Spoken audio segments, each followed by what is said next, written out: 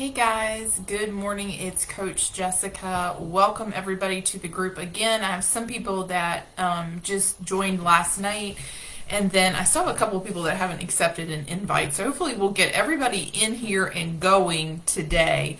Yesterday I did a little introductory video, so go back and watch that if you have not watched it yet. But today I wanted to talk about a couple of concepts. I was awake in the middle of the night thinking about all the things that I want to cover this month of February.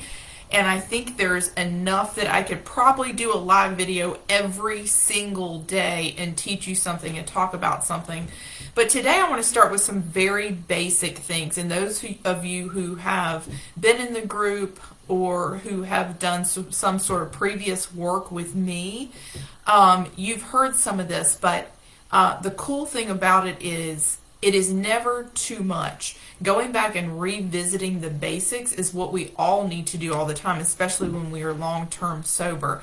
So I wanted to share something personal with you guys today. February is a really, really important month for me because this month marks 6 years of food freedom for me. What does that mean? Food freedom. I call it food sobriety. What does that mean? Prior to this time in my life 6 years ago, I was out of control.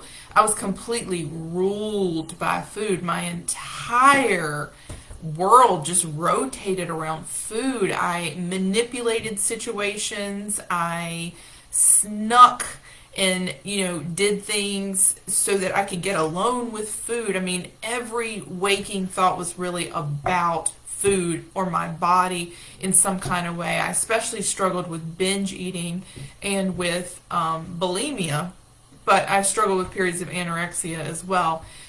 So to have 41 years of my life be full of that and now have 6 years of freedom from it is a huge deal for me. And I just want to celebrate that all month because I am the one person that thought I am too far gone. I cannot get better from this. And it turned out that was a lie. One of the things we're going to be talking about this week and throughout this group is what our identity is and what the things are that we believe about ourselves that cause us to repeat behaviors that are detrimental to us. But today I want to talk about what is the meaning of the word food sobriety. And how is that different for different people? So the basic meaning of food sobriety is I do not knowingly eat foods that cause harm to my body. That seems really simple. Not doing it, but the definition seems simple. I'm going to dig into it a little bit more. So for those of you who are food sober already, meaning you don't eat foods that cause harm to your body, you may say, where do I go from here? I'm sober, but I'm still struggling with compulsive eating or emotionally eating. I'm still fighting this thing every day. And that's what I hope to teach you in this group. So as you move along in your journey, the need for food sobriety doesn't change, but the definition changes a little bit. So for me, at 6 years, food sobriety looks very different than it did in the beginning. In the beginning, it was just, I don't eat foods that harm me. It wasn't about amount. It wasn't about dealing with emotions. It wasn't about dealing with compulsion. It was just, I eat this, not this. And so I encourage you, if you are in this group today and you are off the rails, if you're eating standard American diet, if you are eating foods that cause issues that are causing disease and sickness, then your first task or your first step here is to get food sober. So you don't need to worry about how much, how often, whether it's high protein or high fat at first. The only thing that you need to do is stop eating this and start eating this. Even if you're eating a lot of the good things, even if you know that you're emotionally eating, the first step to getting sober is getting off of these foods. And the reason that's so important is because eating foods that cause inflammation affects our brain, And if you don't get the inflammatory junk out of your system, you will not be able to embrace the concepts of this group that help you through emotional and compulsive eating behaviors. You have to be able to think clearly in order to put those concepts into place and to really wrap your arms around them. So it's really, really important. In order to get clean long term, in order to get well long term, you have to have both nutrition and behavioral change. And behavioral change comes with changing your beliefs first, and that's what we're going to work on this month.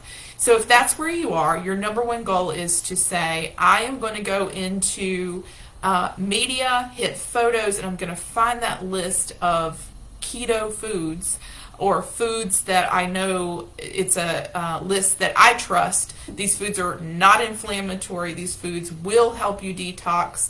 And I'm going to, this week, just commit to eat only these versus these other foods that I've been eating. So, for example, if you've been eating cake, you're going to say, I am not eating cake this week. It doesn't matter if I sit down and eat an entire bag of pepperoni or salami, which may not be ideal for some of us, but for you it is. Instead of eating this thing, you're going to eat this thing. And that is number one. You can't do anything else. You cannot apply the other things to it until you get that junk out of your system. And that's really your goal for this first week.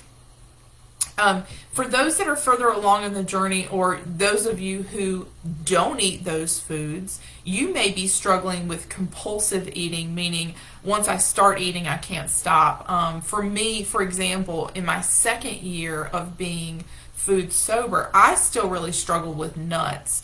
If I started eating nuts, I could not control myself. Even if I said, you know what, I'm just going to have one serving, I'd get out one serving. And the next thing I know, go to the pantry and I get another serving until it was all gone.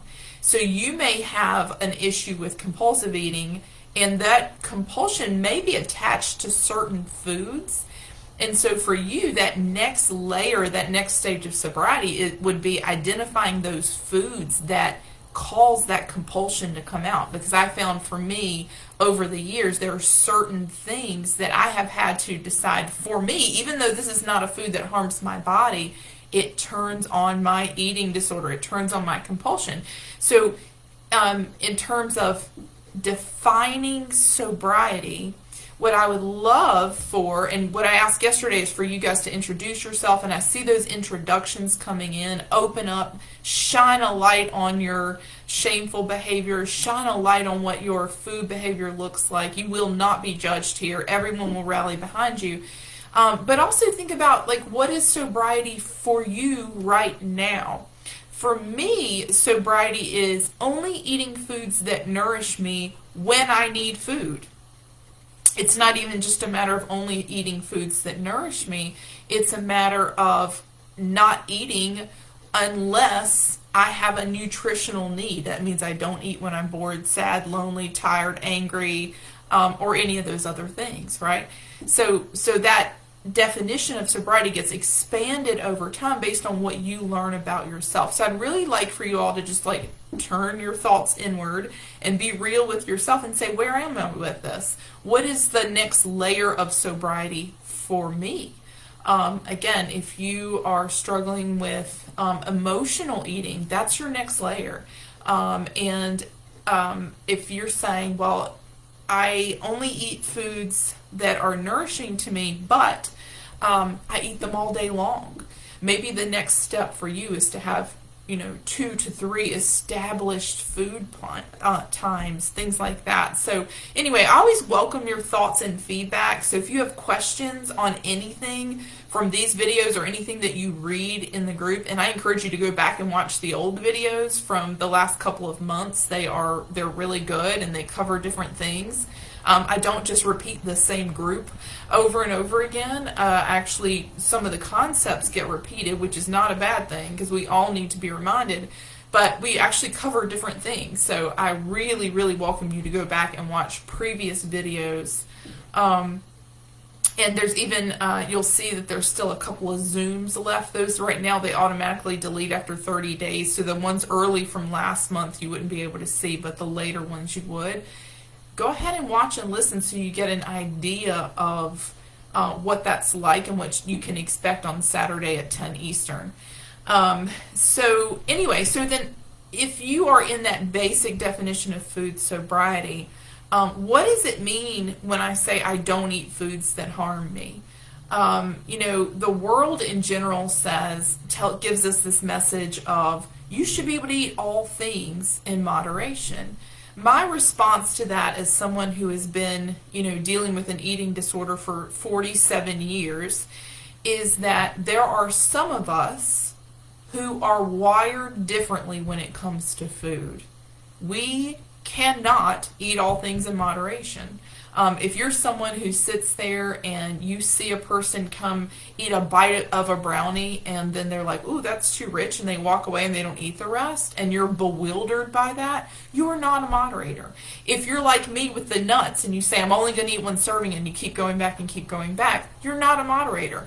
If you have to think really hard about it and work out how can I only eat one portion and then fight yourself to not eat more, you're not a moderator. You see, people who moderate don't ever think about it. They don't have to try to be a moderator. It simply is an automatic thing that kicks in. They don't contemplate, oh, you know what, I'm only going to have one bite of this. They just have a bite, and they don't feel compelled to have the rest. Whereas you've got someone like me, I see a person take one bite, and I'm sitting there thinking, I have already eaten 10 of those, and I could eat more, and they think it's too rich. So understanding that for us, that all things in moderation thing it's never going to work, and accepting that we have to have a different path. If you've tried to moderate your whole life, and it works for a season, and then you get to the end of your willpower and you eventually relapse and you go backwards and you regain weight and you return to the behaviors that you have, you got to understand, I can't become a moderator. It's something you either are or you aren't. And there's actually a lot of peace in giving up that desire to become a moderator, because once you realize this is something that I am not, you let go of that, and it helps you accept that you need a different path. And for us, that path is eliminating certain foods that turn on a greater desire for binging. So how do I know what foods are harmful? So again, the world says all things in moderation. Here's what I will say about moderators. Good for them, except even now at 6 years clean and having gone through pain and eating disorder hospitals and 30-some therapists and all kinds of sickness and horrible things, I still wouldn't choose to be one if I could. And here's the reason why. There are foods that harm you, and there are foods that heal you.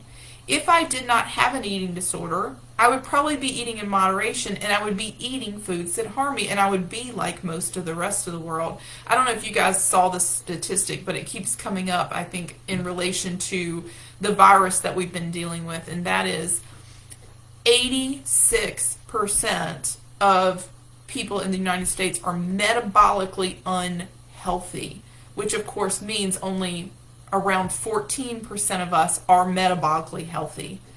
If you think about that, it's so small. Why is that?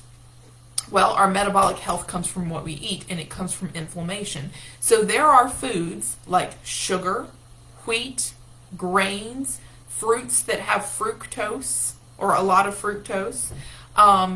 There are soy.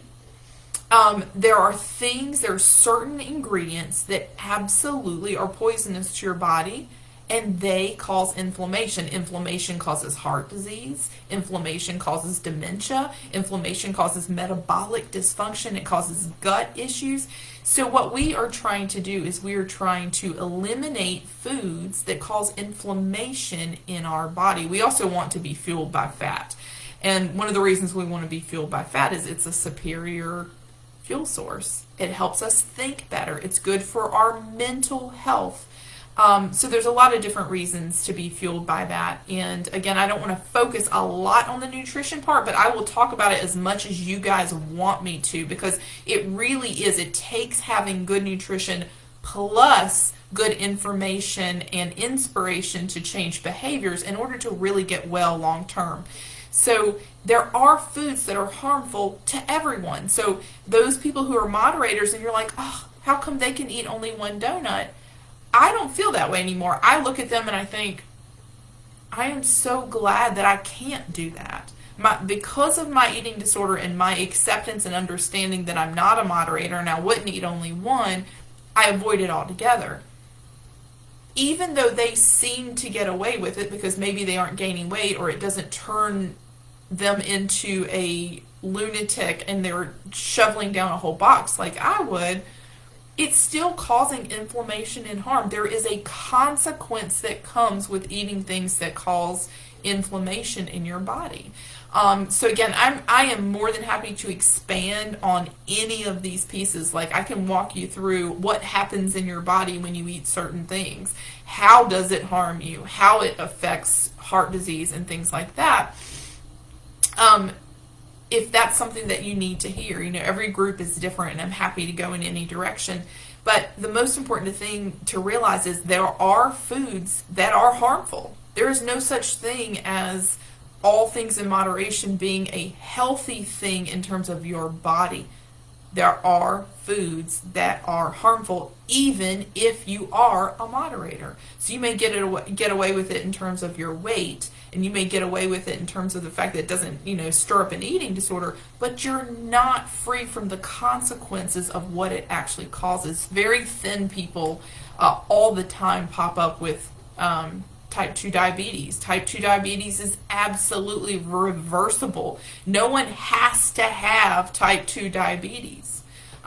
It is not something that anyone has to have. It is a lifestyle disease. And then, of course, Alzheimer's and dementia, that's in my family. It's one of my incentives to eat the way that I do. I don't want to go down that path, but in the medical field,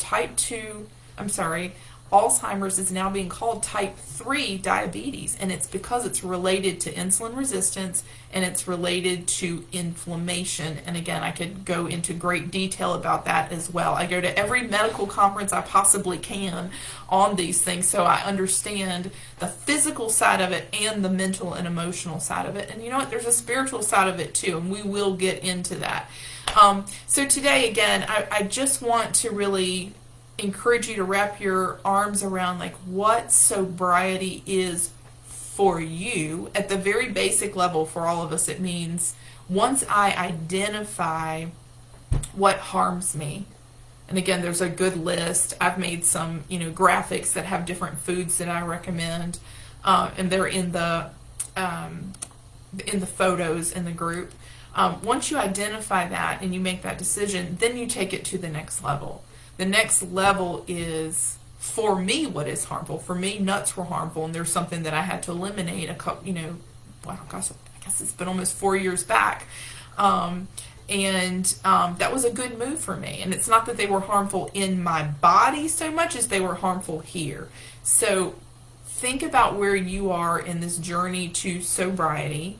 And again, I really encourage you to share that. For those of you who are new, you will see some people that have been in the group for the last couple months. You'll see them check in here in the morning and they'll say, hey, I just want to let you guys know I'm committing to a sober day, or I'm committing to only eating foods that nourish me.